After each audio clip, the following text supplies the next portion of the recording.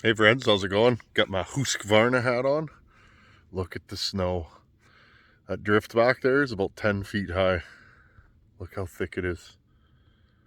All my firewood's buried. Beautiful day out though.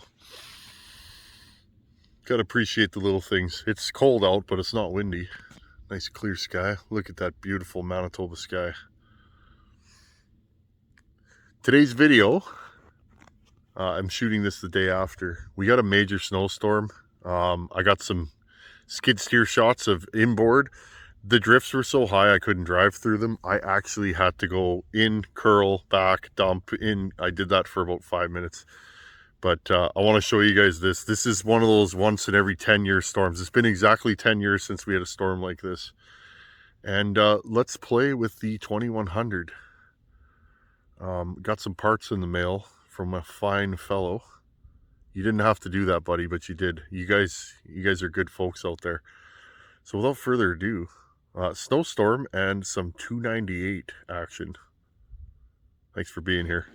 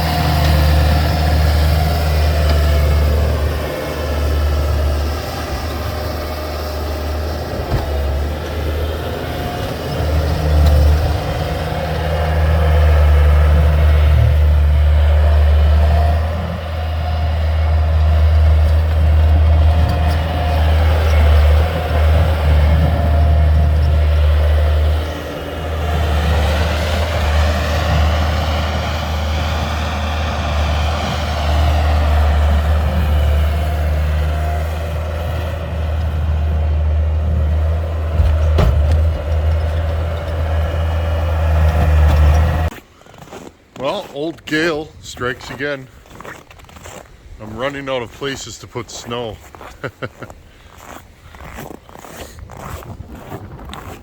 Moved a lot of snow today. Let's see if we can get you guys a better shot. It's about, I don't know, 3-4 hours later. Here's a better look at what we're dealing with, friends. The drifts were about that high, 6-7 feet.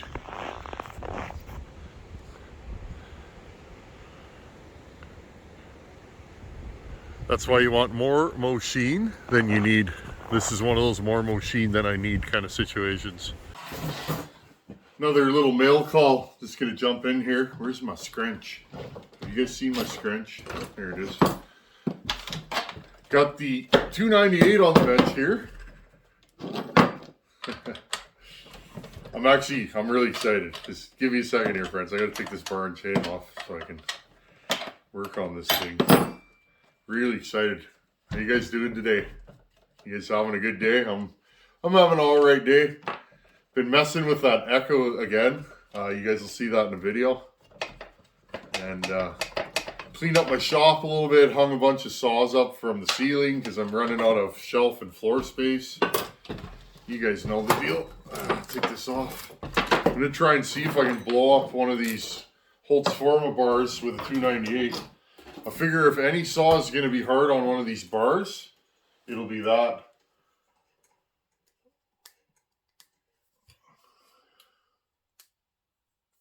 Yeah, we'll see. We'll see what these bars are going to do. Okay, I got a little package here. Sorry, friends, I just kind of jumped in. I wanted to show this off. John Porter, you son of a gun, you. Johnny Porter. I had this saw like, I don't know, a few days, and he says, Tin Man, you want a wrap for that thing? I believe he emailed me. Sends me a full wrappy dappy with the hardware, okay? With the hardware. And the missing extra mount with the inner dog, friends. Like, John, thank you, buddy. Look at this, eh? This is awesome. So, figured we dress up the old 298. I think that's everything that's in here. John, thank you, buddy. Seriously, I'm super excited to dress up this saw. Wow, this tape you used is the strongest masking tape I've ever had here. Like, look at this stuff, friends. Ugh. Well packed. He put styrofoam over all the sharp ends. I'm excited. The more wrap saws I get, the more I want wrap saws, just because of the fact that I like having a wrap saw. I find it's a little bit safer for me. And okay, I see. So there's 3 bolts there. A lot of leaners here. It's nice to be able to get away from the. It's nice to be able to get away from the danger. Okay, what do I need for this? I need a, what, 5/16 probably. And what is this? A couple Allen keys and a wrench. Okay, I'm just going to grab a couple of tools here. I won't bore you guys with the details. Okay, let's bring you guys in close. Bench is kind of messy. Okay, let's rip all this. Let's rip the original fasteners off and then see what we got here. Hope you guys can see this. Wow, is that tight? Just gonna make sure you guys can see what I'm doing here. Here we go. Isn't it fun getting parts in the mail? You guys are way too good to me. Like, Jonathan, seriously, buddy? I had this saw like 5 or 6 days that I get a box in the mail and it's a full wrap. Like, you people out there in YouTube land are way, way too good to this guy. And I mean that. I feel like I have friends all over the world.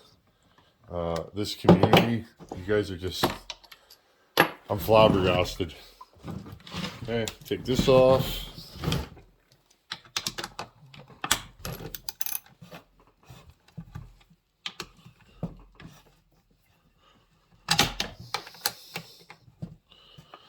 I will use this for falling the bigger stuff out here. I think these are really strong saws for stumping and that too. I don't know if I mentioned it before, my buddy has one of these, and it is his favorite stumping saw, if he can get it started. Because these things just have grunt. They're not the fastest saw ever made, but they are grunty. You put this to wood with a long bar on it, and it'll just pull chain like it's going out of style. Okay, I'm going to make sure I tag this. I'll put it up here on the bench. Make sure I tag this so that I know what it's for. Try not to spend more time tagging parts. Most of my parts are very organized, but you know, you get the odd straggler part that's... We still got to clean this saw, eh, friends? I haven't been through it, but I figure I'm going to put this thing in the wood soon. Hopefully the weather changes. And I'll put it in the wood, and after that we'll give it a good cleaning. We'll see how good it runs. My 461 was puking all over this thing on the rock. I don't know what it is, friends, but whatever saw I put on the top shelf, that's the saw that leaks. I don't know how that works. Like, I have a tree for saws, you know, with the bar slots cut in. You know, you just run your saw through it, and it's like a 6x6 fir post from the yard here, and whatever saw I put on the top of that, every time will leak. And in this case, it's the 461. Okay, I just want to show you guys how this mounts. I believe this goes on the back. Does it go on the back? Oh, I see. So, okay, so this bar stud goes through here. Okay, I just have to grab a wrench and crack this thing loose. I like showing this kind of stuff. It's just if you got one of these, or you're trying to figure out what wrap will fit on it, something like that. Okay, good. I was wondering if that nut was going to fit. I haven't even looked at the piston on this thing yet. Okay, so this has to sneak by. And the reason why I know this goes on the back is these... Oop, that was close. That's one way to break your phone. The reason why I know that this goes the way it does is I might have to take the muffler off for it. I prefer not to at this point. This is quite the contraption. I like these old saws. Yeah, I'm gonna have to take the muffler off, friends. Give me a second. This saw is missing both of the lower muffler bolts too. Note to self. I'll have to dig around and see if I can find something. So here, I guess we'll see how nice or how ugly this is. I didn't look at the piston. I was kind of in a hurry that day, and whatever, I knew I was leaving with this saw, so sometimes I'll just take the fella's word for it. There's an extra tube there. Interesting. Okay, what do we got, friends?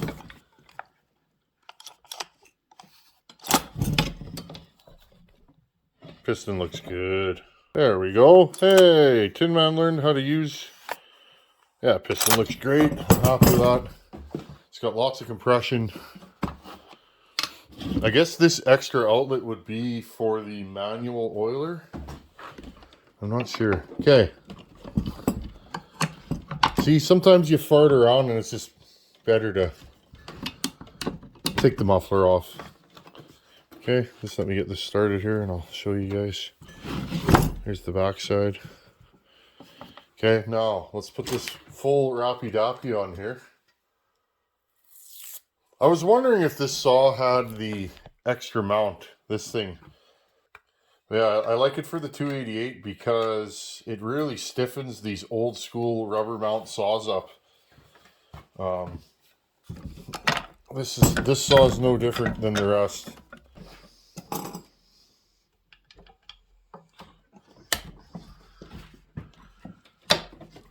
Yeah, okay. So we'll just gonna put these nuts on loosely just to get it started.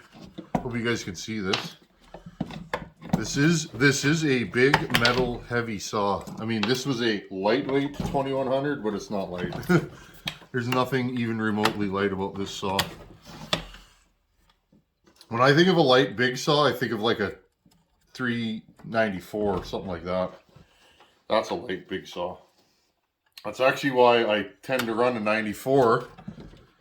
Not that I'm a faller or anything, but when I do, you know, when I do go cutting and I need a big saw, I generally grab the 94. It's heavy, but it's not so heavy that I don't want to run it all day. You know what I mean? Through here. I guess I'll put the two in through the side. Here, I'll put these two in.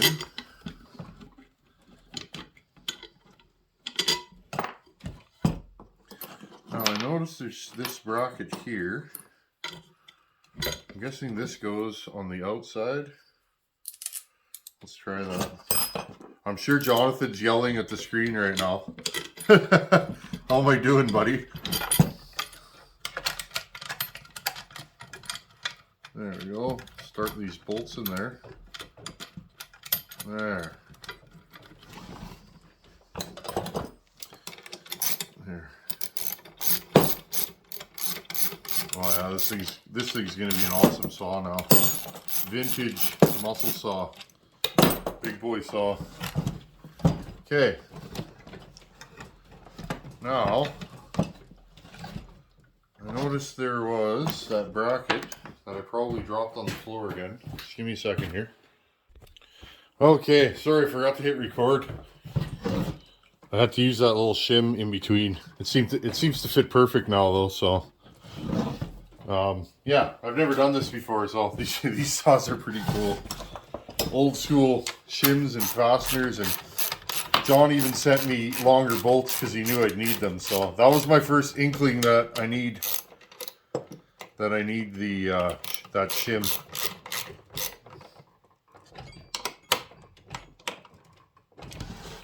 Oh yeah, there we go.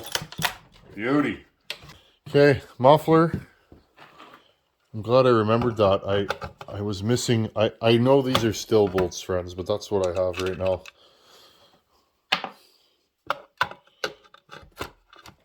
Let's see if I can get in there. Yeah, that's tight. This muffler is completely haggard. I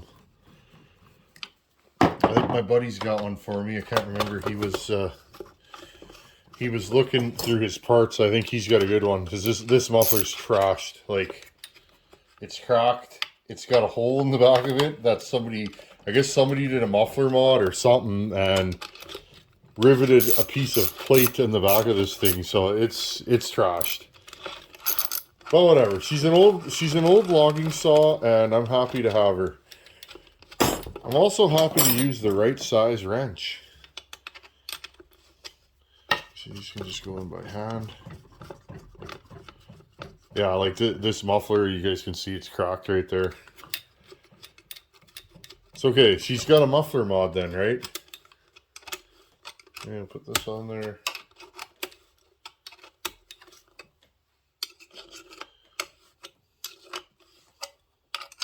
I actually like the still fasteners because they got that anti-vibe on the back of them. You guys know what I mean? The little right there. So they're good. There's quite a few Huskies I have. 266s especially, the recoils vibrate loose. I have one saw in particular that vibrates recoils loose. So I put still fasteners in it, and it's never come loose again. These will do for now. Bring that one. And this saw is actually in really nice shape internally, considering it's lived on a mill its whole life pretty much. So, but like I said, friends, when I went to pick this up as an older fella, and he was a two-stroke guy, I could just tell by looking around his shop. He was working on a snowmobile, like a 3-cylinder sled, so I knew he was a two-stroke guy. Any of you guys that have worked on a 3-cylinder sled know that's like the upper echelon of 2-strokery. Those things like to blow up if you don't know what you're doing. If you do, they run forever. So yeah, this crack here is horrible. I'll just leave it. Right on. Oh, I always kick this thing over. Jonathan, thank you, buddy. That is a good looking machine, if I do say so myself. Oh, I gotta find another cap. I think I have one around here. I gotta go through my Husky parts bin. You guys want to hear this thing run before I let you go? Why not, eh? Let's make a few cuts with this thing. Decomp, choke ski.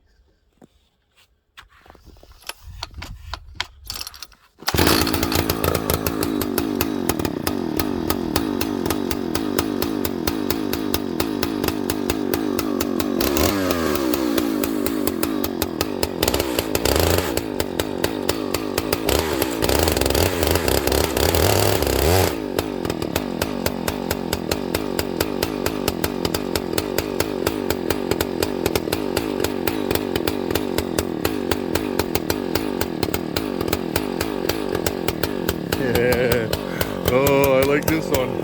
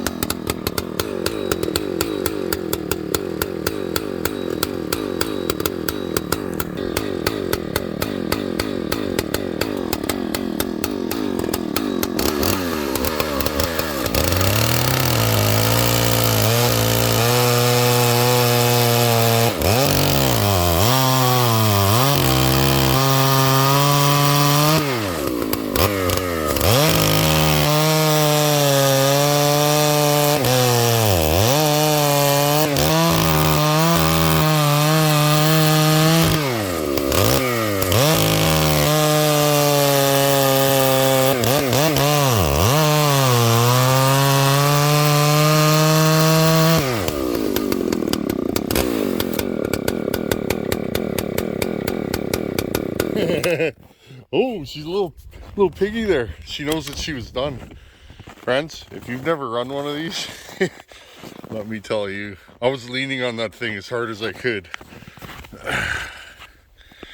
Look at the chips that thing just flew. Okay, 298. Now with a full Rappy Dappy.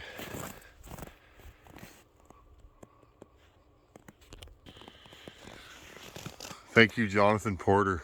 You're a good man. I appreciate you, buddy. Oh, I wanted one of these for a long time. Now I have one. I can't even explain to you guys the grunt that these things have. Incredible. Anyhow, friends, thanks for watching. Take her easy. I love me some big bore power saws. Later.